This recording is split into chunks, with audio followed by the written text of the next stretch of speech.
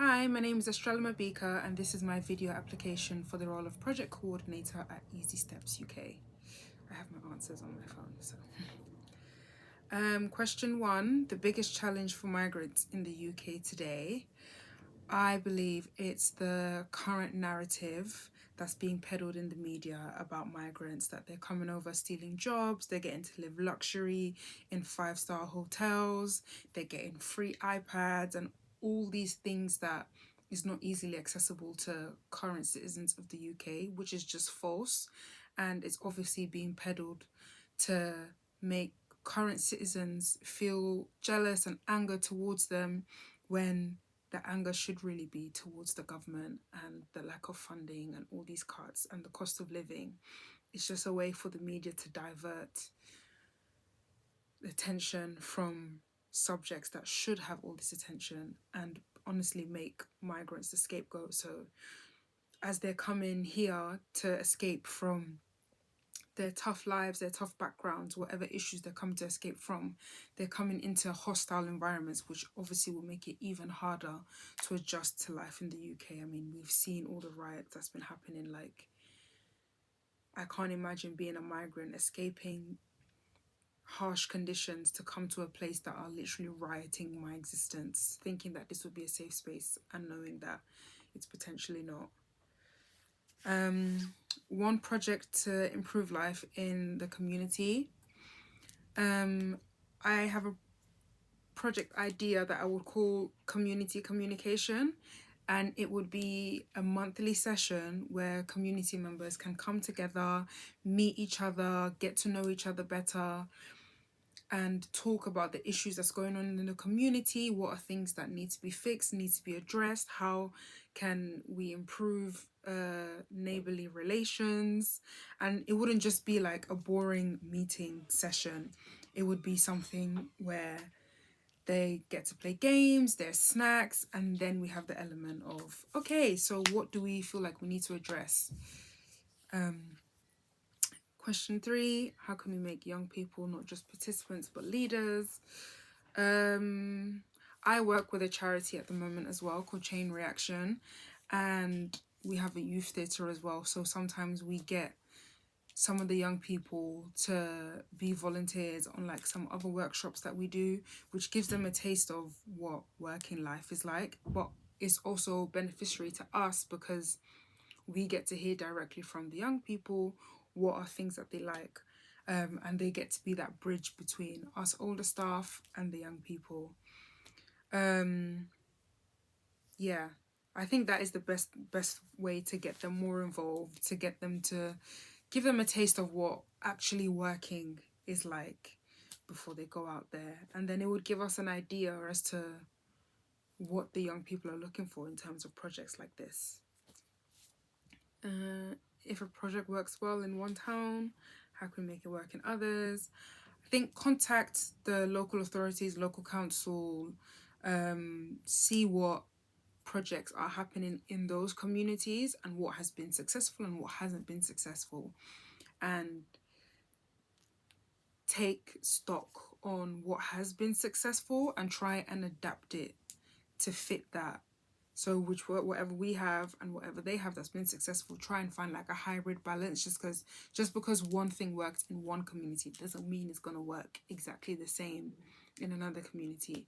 Like, again, with the charity I work with, I work as a workshop facilitator, and we usually go around different schools around East London giving workshops, and something that can be really successful in one school will completely not be successful at another school, and we'll have to adapt our program to see what works best for the young people. So yeah. How would we know if the project is a success? Turnout and retention, like how many people continue to partake in the project, feedback forms, and if people are requesting for other projects as well, or for further things to be done and facilitated. I think that's a really good measure of how people have been engaging with the project, if they want to further engage with it, if they want more things to come of it, if they think it would be successful in different avenues as well, not just like community centres but schools and businesses and stuff like that. Who should we work with?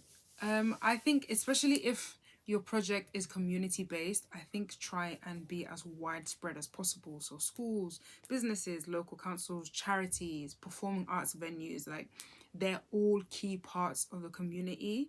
So you should have as large a reach as possible. Like leave no stone unturned. Because especially nowadays it is hard to get people to come out to do things. So the more widespread the information is, the more likely you are going to get some people. What qualities are important for organising projects?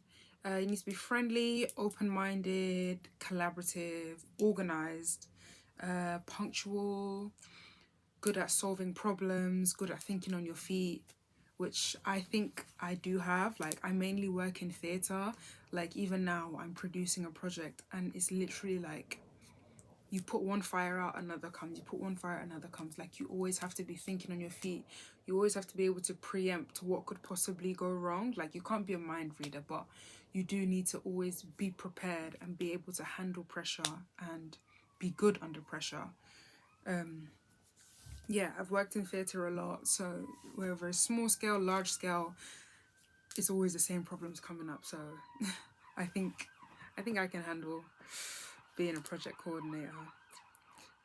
Creative idea.